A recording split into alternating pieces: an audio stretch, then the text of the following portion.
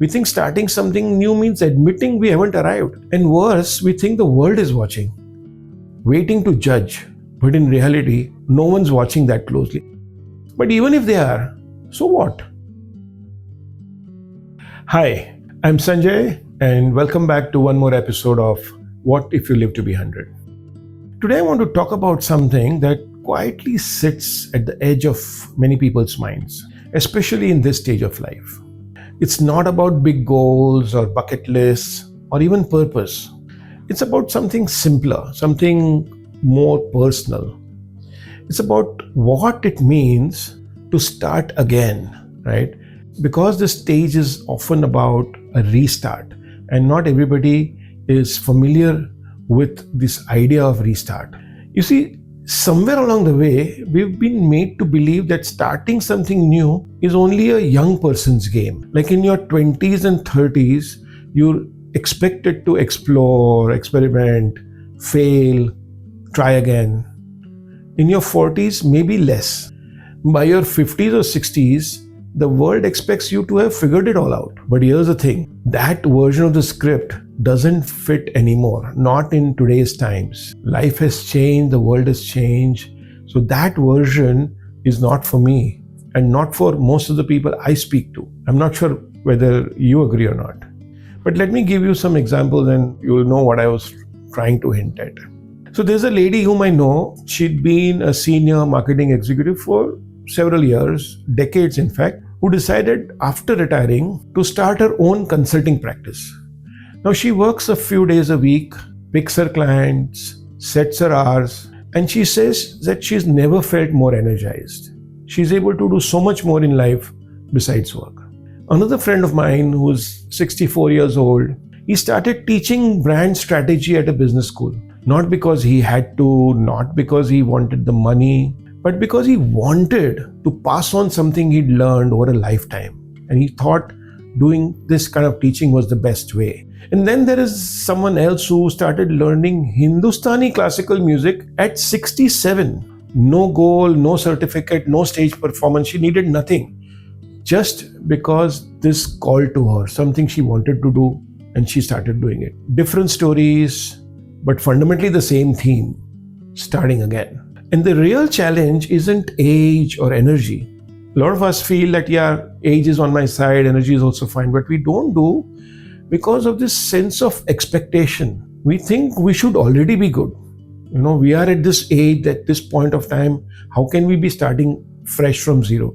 We think starting something new means admitting we haven't arrived. And worse, we think the world is watching, waiting to judge.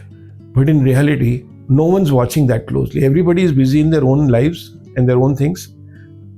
We obsess about how others are seeing us and feeling. But even if they are, so what?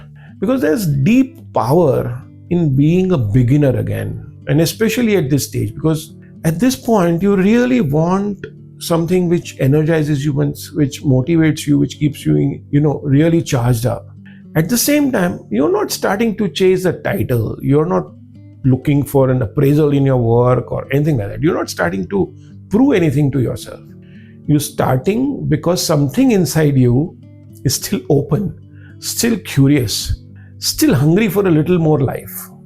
I remember when I began my walking journeys. I've spoken about them in previous episodes. Well, initially I know it was about fitness.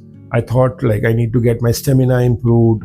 How many steps I'm doing, what distance I'm covering. I used to track all that. I had this app and whatnot.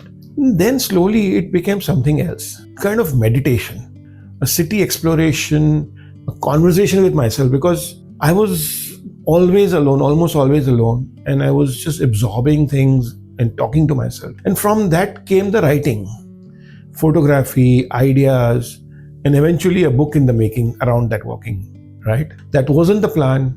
It just happened. So starting again often works like that. You don't need a master plan. You don't need to know what all you're going to do, where it's going to take you.